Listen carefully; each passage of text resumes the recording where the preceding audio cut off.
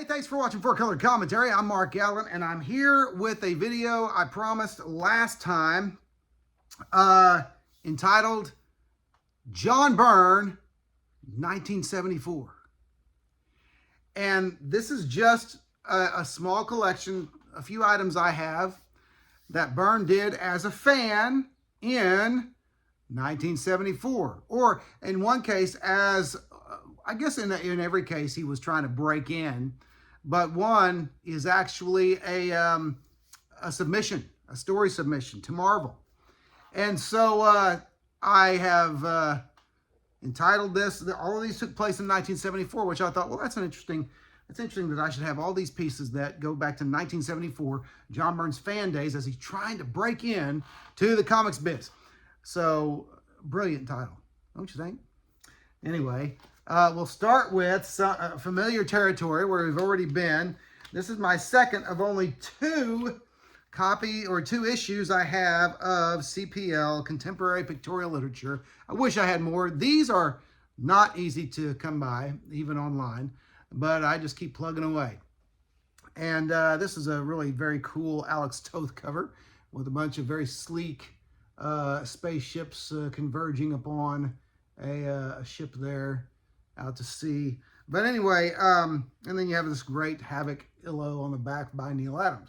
Okay, this is a 1974 publication, this particular issue, and within this we have a lot of John Byrne drawings, sketches, what do you want to call them? They're fully inked.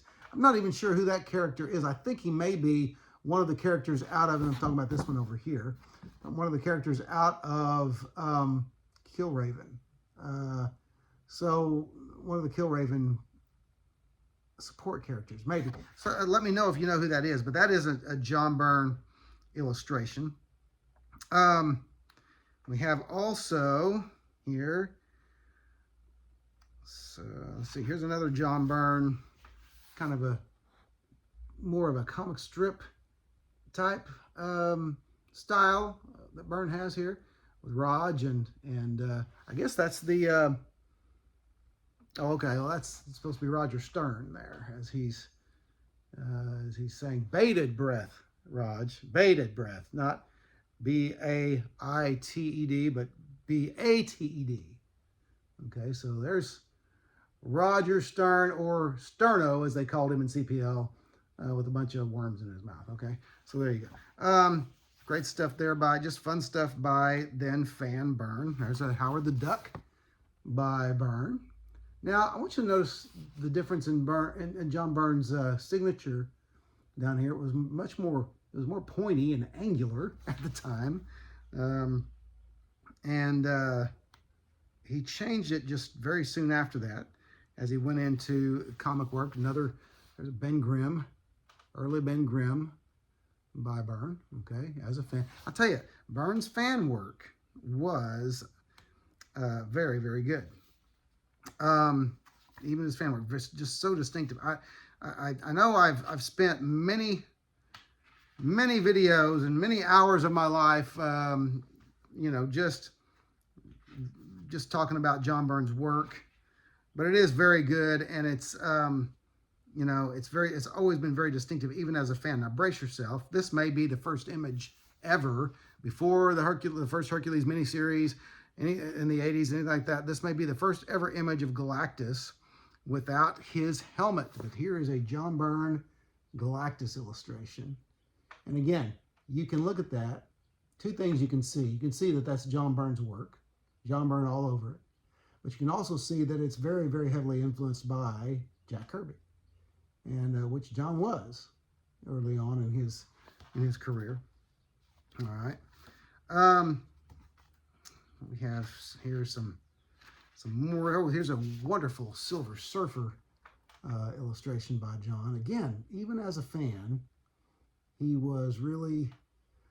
Now I say that by this time I think he may have already gotten paid for a story he did for Skywald. But it wasn't even printed until a couple of years later. Okay, his a flash by John doing his best streak impression. All right. So, hey, if you're the Flash and you decide to go streaking, well, you know who's going to see you, right? Okay, there's Raj and a mecha girlfriend. All right, and then you have a strip in here, a short story, I should say, by Raj 2000. They called this, or by John Byrne of Raj 2000. They called this his a lost story, untold tale, I should say, and it leads into his first appearance, John's first work in color comics, okay, first color work in E-Man number 6 with his Raj 2000 story. So here's some more, and again, Byrne's style in this was more like he was doing a comic strip, much, more of a caricature, and I like it. I don't know if Byrne ever did a comic strip before. I meant to research that before I did this video, because this video has been on my mind for a while, but someone out there may know without even looking it up. You may know.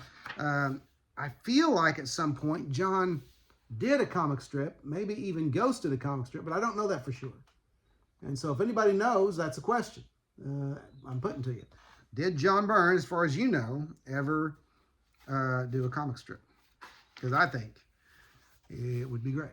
I would love to see him do a newspaper strip. Even though newspapers are going out, sadly. Anyone else out there sad about newspapers going out? Here is a J. Jonah Jameson by John Byrne from 1974. Very nice.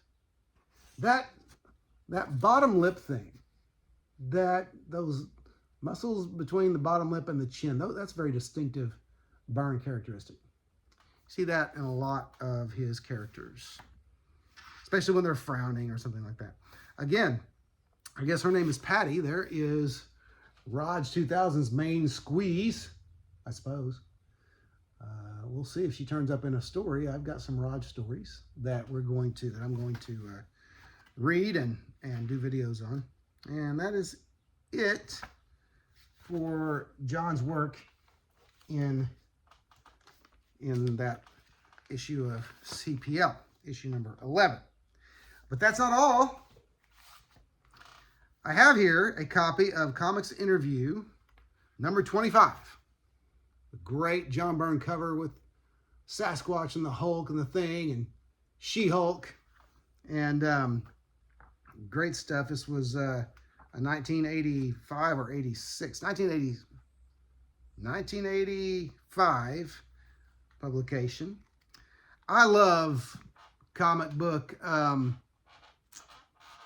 interviews and news stories and stuff. And see, the thing, I grab books, I grab magazines like this because now this is history.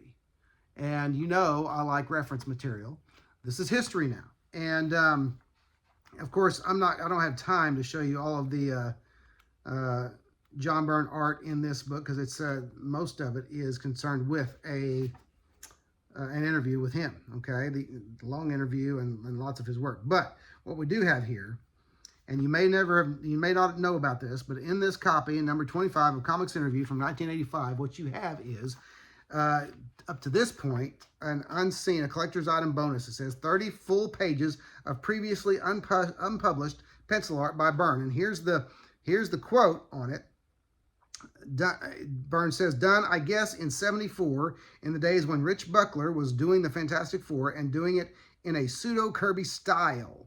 So I said, well, if that's what they want, I can give it to them. So here is the opening splash of his Fantastic Four submission to Marvel. And as we go through and look at some of it, I'm not going to show every page because I have another idea.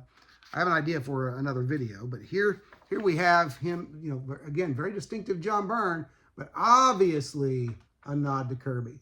And I believe there's a character in here that was an earlier appearance of Frankie Ray. And you'll see why. As I show, we may go through all of them, I don't know. But here's some of the, obviously it's just, I don't know if John plotted it or if someone gave him a plot and said, here, draw this. I don't know. But very, very cool stuff from Byrne from 1974. Let me get to some of here's why I think this is a Frankie Ray character. Couldn't find anything in the interview about this character, about who it was or anything. Maybe I need to go do a deeper dive. That was not able. I dug this out a while back, and here's the payoff right here. I mean, she looks, even the costume is like when Frankie Ray turned up, you know, to be a flamer, to be a torch. And I meant torch. I didn't mean a flamer. I meant flame on, you know, flamer in the flame on sense. There you go. So anyway, just some really great stuff. If you can score this, let's see if there's any more. There's lots of interaction, lots of action, and as they're trying to contain this female torch, you know, and they finally do. They trap her in a bubble, in a plexiglass bubble. So there you go. Great stuff. Just really neat stuff. And so then and then in this story, imagine that. Well, anyway, just neat stuff. Neat stuff. 1974 submission to Marvel by John Byrne. And guess what? The High Evolutionary even shows up in this. So there you go. So, if you don't, I'm on a timetable here for this video. So if you don't have this, Comics Interview number 25, look it up. Search it out on eBay or at whatever store you know has back issues of this. It's a great, very entertaining read. And mine actually came with an old Chance Enterprises comics place, I guess. Chance Enterprises. And then it says subscriptions are Chance Comics hard to find in your quadrant. I thought that was interesting. So I guess it's about the same era, 1985. All right, so there's some more 1974 John Byrne art. Lastly, and this is saving the best for last. And this is something I have shown before, but it's worth showing again. And this is Foom, number 5, from the spring of 1974. Okay, wonderful kind of 3-color thing, Illo there on the cover. And by the way, fantastic John Byrne illustration on the back of Mantis. Okay, early Byrne, and he's using that angular. See if I can find it. Yeah, he's using that angular signature of his, and it's also inked by Duffy Voland. Voland, I think it is, and so just a really neat, you know, early Byrne art piece again. But here's the thing. Now this ties in a little bit to I was watching a short by Alex the Comic Hoarder a couple of days ago, and he was talking about how, you know, if you're getting ready to sell a bunch of comics, I think he was getting ready for an auction, and he says always check your books, because older comics, a lot of them had, back when artists didn't charge $5 or $10 or $20 for a signature, you might open up a comic that you got at the comic shop and it might have the artist's signature on the front page. I've had that happen many times. In fact, I've had John Byrne's signature on a few Marvel team-ups over the years. Well, this was a big surprise. John sent a piece of fan art. In fact, it's even the Foom, it's a fan art gallery. The other, there's 2 submissions on here of fan art, both very good. The other by fan Ken Stacy, whose work I also enjoy. I'll show you that in a moment. In fact, let me see if I can tease you. Here's Ken Stacy's Namor. Okay, there he is. Namor the Submariner by Ken Stacy, who went on, of course, to be a very well-respected and talented comic book artist. All right. But then the second was by a lad named John Byrne, who already had just such an amazing style, realistic, dramatic, and obviously was a fan of the Marvel's Frankenstein at the time. But here is Frankenstein. And the reason why I referenced Alex the Comic Hoarder's video about checking your comics is because this one got sent to me for about $8. That included shipping, and it had John's signature on there. Someone got this signed by John Byrne. And now it's mine. It's mine. I can't do the maniacal laugh. But anyway, what I did when I got this a few years ago was my conscience began bothering me. And I contacted the guy.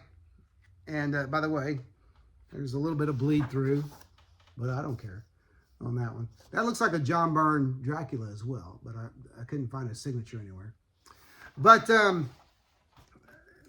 I contacted the seller and I said, look, you sent me this really nice copy of Foom number 5. I appreciate it. It was a great price.